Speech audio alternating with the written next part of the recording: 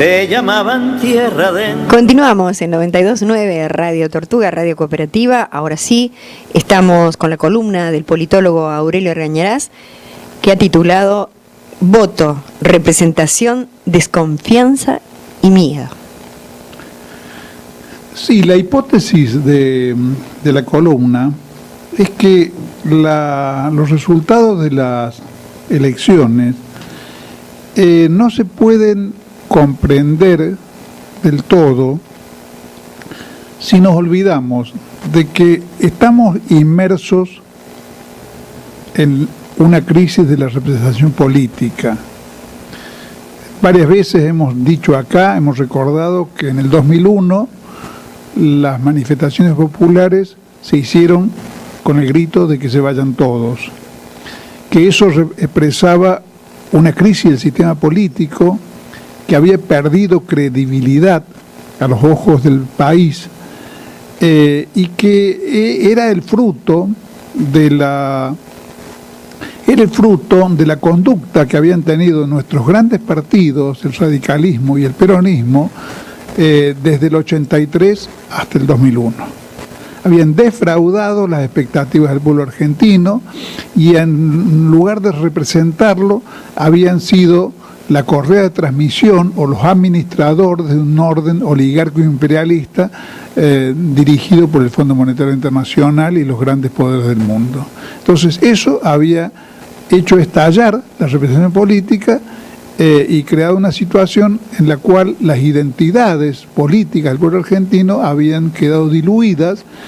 y nuestra población en una especie de situación flotante que se expresaba en cada elección de una manera diferente o por lo menos muy inestable y muy variable. Creo que eso no se resolvió en los años del kirchnerismo y que en realidad Macri no sería ni siquiera concebible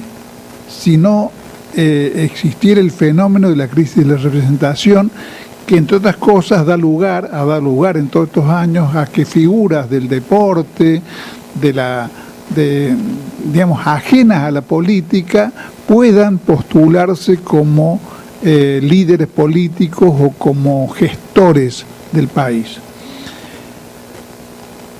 La desconfianza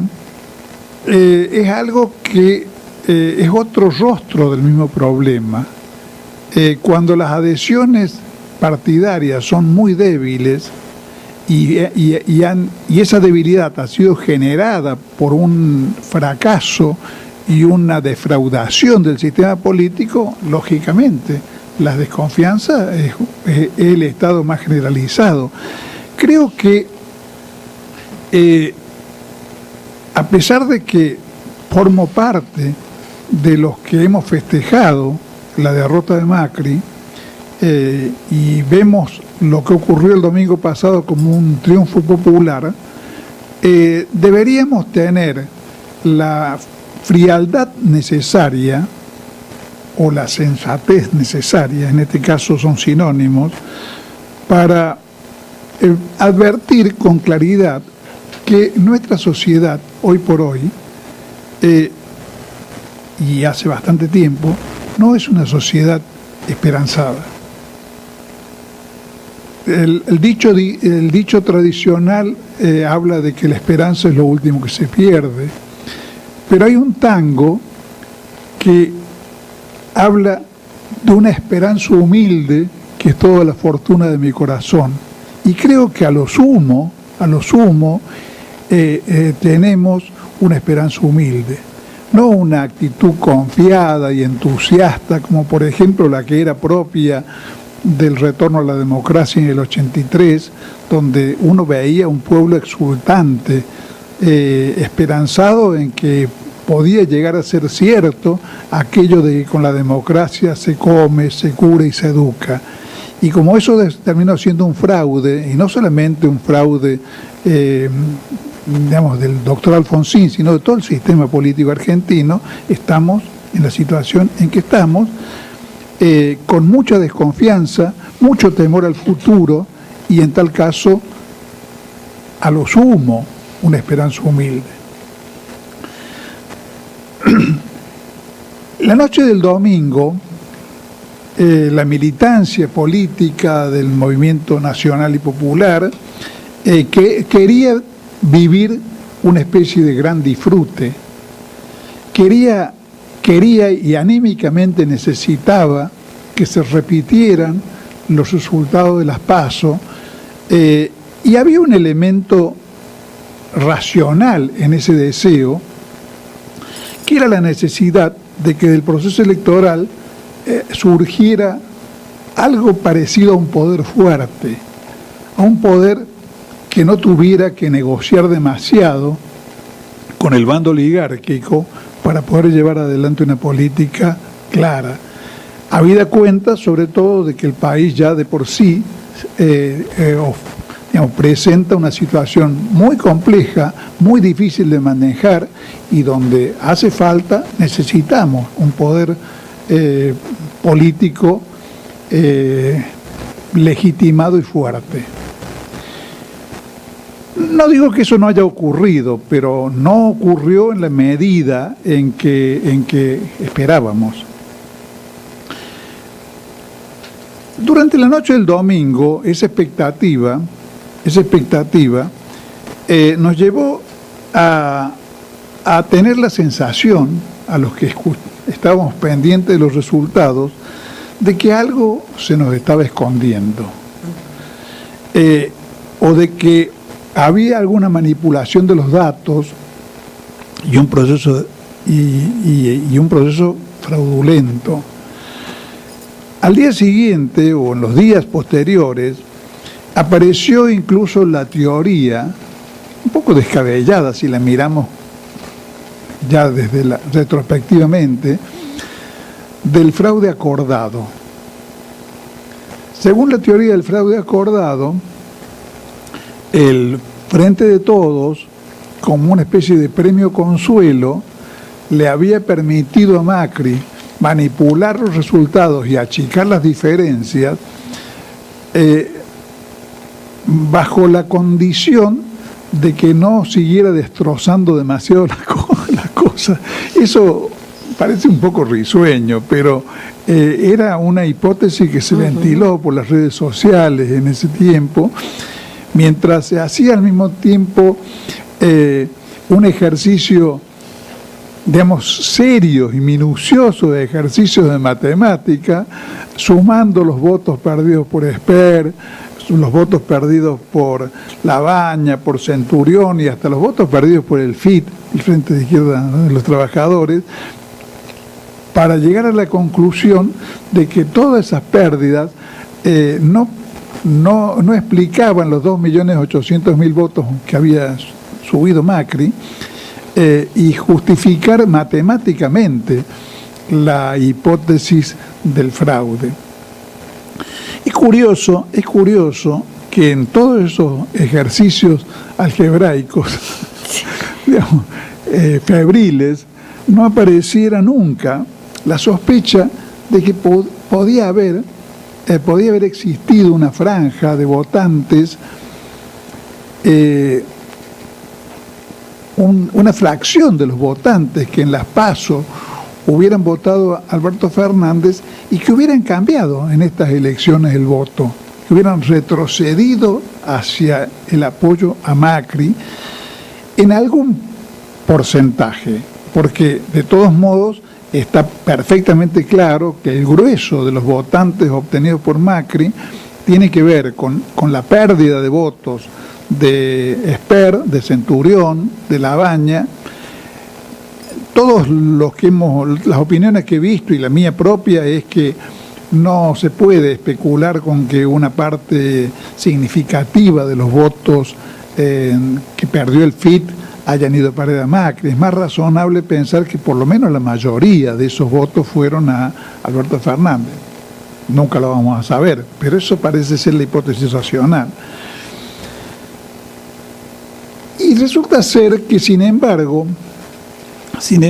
la única reflexión o la única hipótesis que permite explicar los cómputos del domingo es la hipótesis de que una fracción,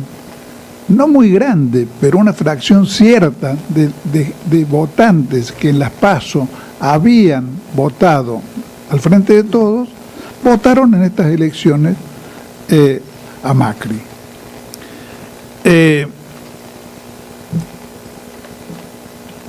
Considerando además que es muy probable o muy verosímil la hipótesis de que una parte mayoritaria de los nuevos votantes hayan concurrido esta vez a votar, cosa que no hicieron en las PASO, desesperados por los resultados de los PASO y haciendo lo posible para frenar o bloquear lo que se anunciaba por todos lados como un triunfo al Frente de Todos. Yo he visto escenas en la televisión de viejitos que de 80 y hasta 90 años, algunos en sillas de ruedas, otros caminando con una enorme dificultad y precariedad, que yo me los imaginaba en algunos casos como sobrevivientes de los comandos civiles del 55, que evidentemente iban a votar no para agrandar las chances de Alberto Fernández, sino para impedir que llegara a la presidencia, y que por su situación física no se habían movilizado en las PASO, pensando que Macri no los necesitaba. Ahora bien, ¿por qué? ¿Cómo explicar el hecho de que pueda haber existido una porción de votantes que acompañaron a Fernández en las PASO y en este caso volvieron a votar por Macri? Creo que lo razonable es pensar que se asustaron de sus propios actos, que quisieron en las PASO castigar una política que los está dañando y adoptaron en las elecciones del domingo pasado la posición temerosa de más vale malo conocido. Y eso tiene que ver con una especie de ánimo social que me parece que tenemos que, que observar, que estudiar con mucho cuidado, porque creo que obedece a la influencia de distintos factores. Uno de los factores que yo, por ejemplo, creo que se pueden percibir con claridad es que ha desaparecido, y no solamente en la Argentina, en otras sociedades también, ha desaparecido la confianza en el futuro. Nuestras sociedades tradicionalmente consideraban que si hacíamos bien los deberes, el futuro era nuestro. Si estudiábamos, si trabajábamos, si nos esforzábamos, si no gastábamos la plata en la timba, cada uno en el lugar en que le había tocado estar en la sociedad tenía un futuro, no digamos venturoso, pero por lo menos previsible. Eso ha desaparecido. Ha desaparecido por muchas razones. Ha desaparecido, por ejemplo, porque hay una crisis del trabajo. Los sectores que no tienen ningún tipo de capacitación y que en otros años, en otras épocas encontraban trabajos en el mundo rural, por ejemplo, han sido desplazados por el uso de maquinaria agrícola y de tecnología, las últimas tecnologías, que hacen que el trabajo de siembra y de cosecha se maneje con máquinas y uno o dos maquinistas. Y ya no hacen, salvo en algunas cosechas muy particulares, como puede ser el caso de la frutilla, ya no se ve contingentes humanos dedicados a hacer la cosecha. Una de las cosas que consumía en otra época mano de obra y daba una especie de ahorro temporario para el resto del año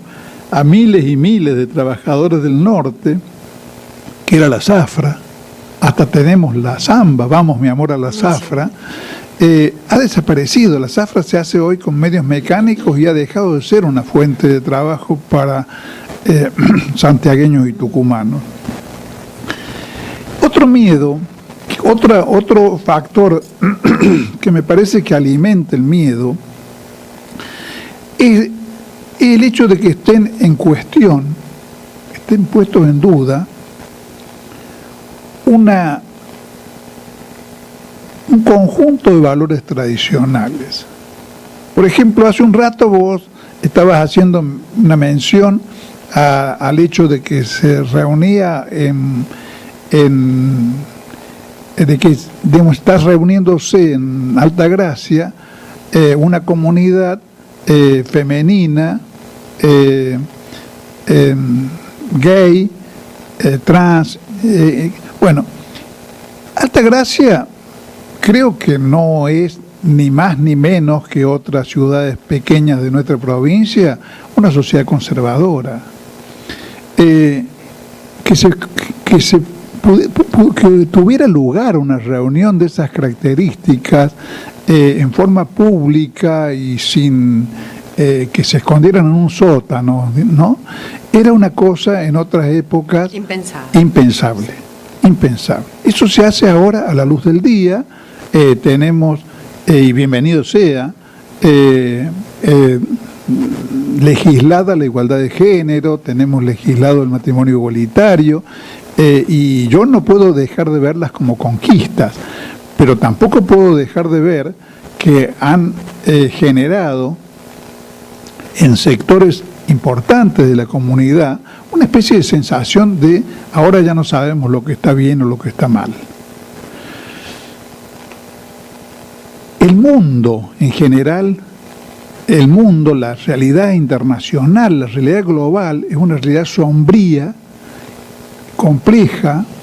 donde los hitos que aparecían al imaginario colectivo como cosas sólidas se han desvanecido en el aire. Estados Unidos está gobernado por un loco como Trump. Europa, para proteger sus propios trabajos, deja que se ahoguen los inmigrantes del Mediterráneo.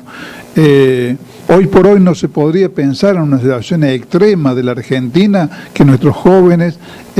busquen destino haciendo cola como hacían en otra época en las embajadas para sacar sus pasaportes y mudarse a España o Italia porque los echarían al mar allá. Y así por el estilo. Un amigo me decía que era muy probable que en alguna medida hubiera operado también favoreciendo ese sentimiento de zozobra para algunos sectores de nuestra clase media, los sucesos de Chile.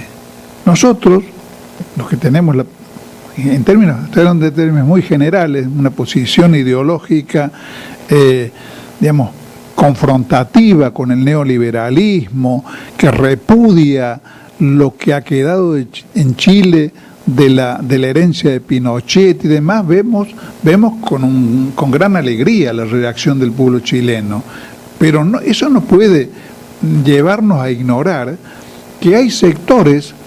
de nuestras clases medias y de nuestra población que veían a Chile como el universo de la estabilidad y del orden, y que ahora ven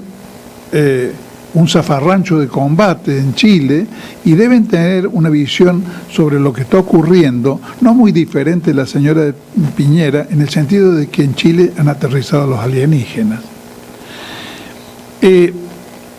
A tal punto esta cuestión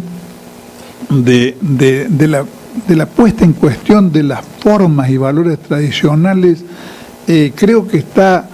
generando ruido en nuestra sociedad, que inclusive he visto de parte de gente muy sensata y pacífica reacciones intempestivas y hasta violentas ante la presencia del uso del lenguaje inclusivo. Personalmente tengo muchas razones para objetar al valor que puede tener el uso del lenguaje inclusivo como factor de transformación social. Yo creo que el lenguaje más bien refleja las realidades y no que las crea. En consecuencia, me parece que el lenguaje inclusivo es una inclinación que están tomando en serio algunas minorías culturales, pero que no va a pasar de ser una realidad del mundo intelectual y universitario, y no va a lograr, porque los procesos idiomáticos no son así, no va a lograr modificar el lenguaje colectivo. Pero de allí a reaccionar como si me estuvieran ofendiendo cuando alguien usa el lenguaje inclusivo, hay un trecho larguísimo, y veo que hay gente que se siente agredida por el uso del lenguaje inclusivo. En ese marco, también hay que tener en cuenta que nunca existió, y eso tiene que ver con las últimas elecciones, nunca existió una identidad macrista. El macrismo no representa una tendencia de la sociedad argentina. El macrismo ha sido, o mejor dicho, el apoyo electoral a Cambiemos, solamente tiene, por lo menos para haberlo consagrado como tendencia mayoritaria durante 2 elecciones, solamente tiene como referencia el ser lo opuesto a. Es decir, Macri no existe sino como contracara de Cristina Fernández de Kirchner. Sin el kirchnerismo, o sin las reacciones generadas en la sociedad argentina por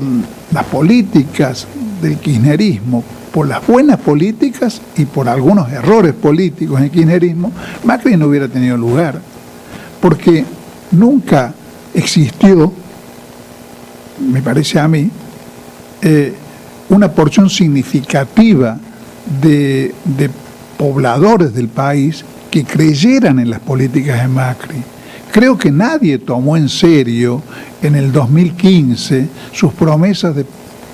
pobreza cero. Pueden haber tomado algunos en cuenta su promesa de suprimir el impuesto a las ganancias a los trabajadores, eso puede, pero que Macri iba a realizar una política exitosa en cuanto a generar oportunidades para las grandes mayorías populares, creo que nunca nadie lo creyó. Lo votaron como reacción anti. Fueron mucho más anti que pro. Y en consecuencia, eso vale como mínimo para todo lo que supera esa especie de núcleo duro del que se habla cuando se hace referencia al PRO, como un núcleo que le puede explicar entre un 25 o un 30% de sus votos, pero nada más. Entonces hay un porcentaje de voto determinado por la crisis de los sistemas partidarios, por la crisis de las identidades políticas, por la desconfianza y el miedo. Y cuando buscaba el título de la columna pensé si no faltaba en el título la palabra odio. En realidad creo que el odio, al que se hace muchas referencias en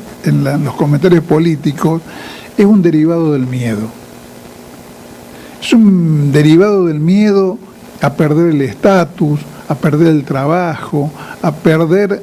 en el caso de las clases medias, esa distancia que las reconforta cuando se mira en el espejo del pobrerío. Y entonces nosotros somos diferentes, porque no somos como los choripaneros. Y en la medida en que los choripaneros alcanzan, como alcanzaron durante algunos de los años del kirchnerismo, un mejor ingreso y se aproximan al nivel de la clase media y hasta pueden llegar a compartir lugares turísticos con la clase media se siente muy ofendida por semejante atropello de los alienígenas.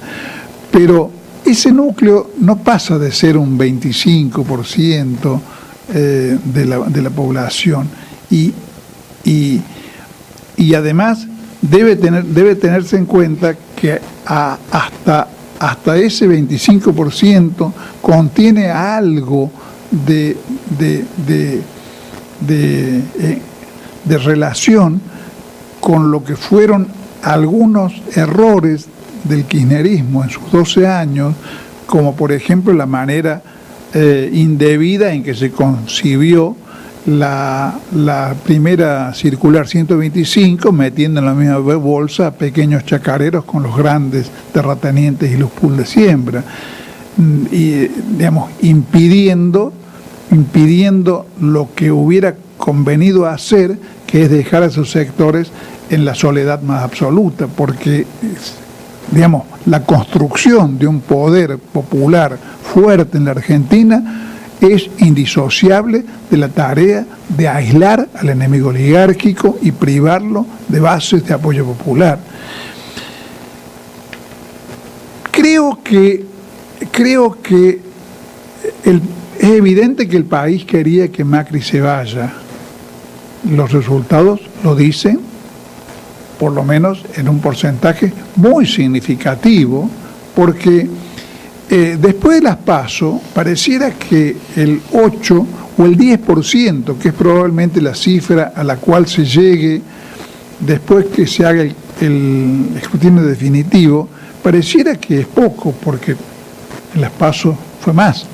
pero en realidad es un porcentaje muy significativo, y que un candidato, después de un ciclo oligárquico con el Macri, esté orillando el 50%, no es la verdad un mal resultado. Hay que tener en cuenta que en una circunstancia parecida de crisis social, de destrucción de la economía y de la habilidad del sistema político, Néstor Kirchner tuvo que arrancar con 22% y con un sistema parlamentario que tampoco le respondía mayoritariamente. Tuvo que hacer, como probablemente tenga que hacer Alberto Fernández, todo un sistema de creación de consensos y de búsqueda de acuerdos para poder gobernar y sacar al país adelante. Creo que lo que sí se puede concluir es que evidentemente contra lo que desearía mucha gente, y puedo incluirme en ese deseo, que es una situación más firme desde el punto de vista de la conciencia política del país, de la conciencia de lo que el país precisa, pero contrariando el deseo de que eso ocurra, en realidad nos enfrentamos a una situación mucho más inestable, mucho más compleja, donde no hay margen para los errores políticos, para cometer torpezas, y el desafío del próximo gobierno va a ser manejarse con una combinación muy estricta de firmeza en cuanto a lo que quiere hacer y de flexibilidad táctica y de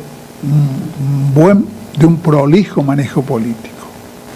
El gringo hace bulto y nos corre con la vaina.